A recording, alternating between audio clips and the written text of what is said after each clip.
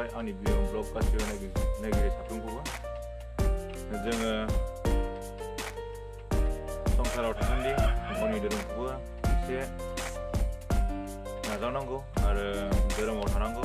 बिनिखायनो आङो जोंनि बे बर'दिन समावहाय इसोरनि गाहाम बाथ्राखौ एबा बाइबेलनि बोसोनखौ एसेबाबो नोंथांमोननि सिगाङावहाय देखायनो नाजादों आरो जोङो बयबो एसेबाबो जोङो खोनासंलांगोन होननानैहाय जोङो खावलायनाय थाबाय। अब्लाथ' जोङो सुरु खालामदिनि जोङो नायलांदिनि मा बुंदों गाहाम बाथ्रायावहाय। এইটো কাৰণে আজি এই প্লানিংটো আজিৰ কথা নহয়, ঈশ্বৰে পৃথিৱী সৃষ্টি নকৰাৰ আগতেই সেই প্লানিংটো অলৰেডি কৰি দিয়া আছে। আজি চাওক,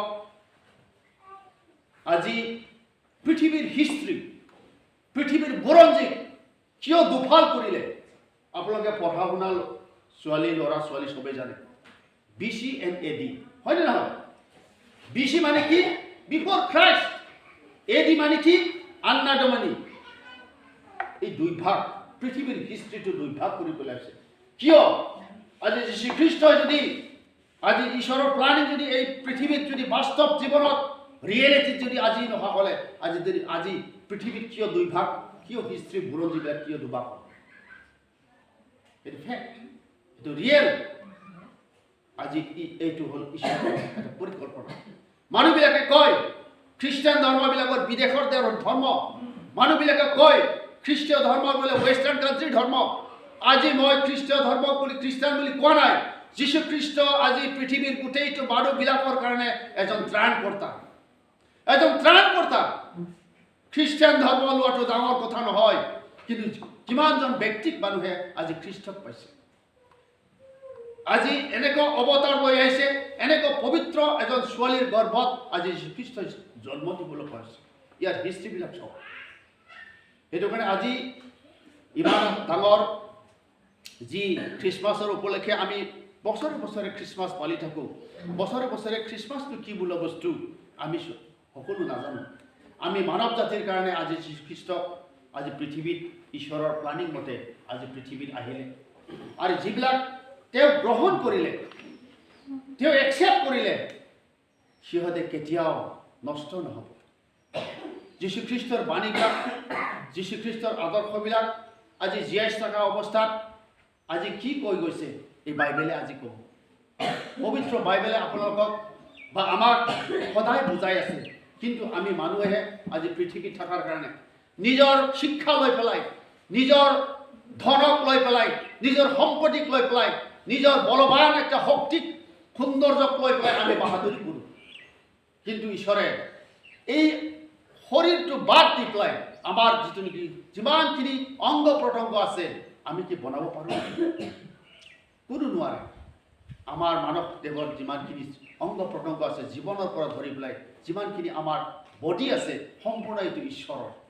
সেইটো কাৰণে ঈশ্বৰে আমাৰ শৰীৰবিলাক, আমাৰ অংগবিলাক নষ্ট কৰিবলৈ নিবিচাৰে, ধ্বংস হোৱাটো নিবিচাৰে, স্পইল হোৱাটো নিবিচাৰে।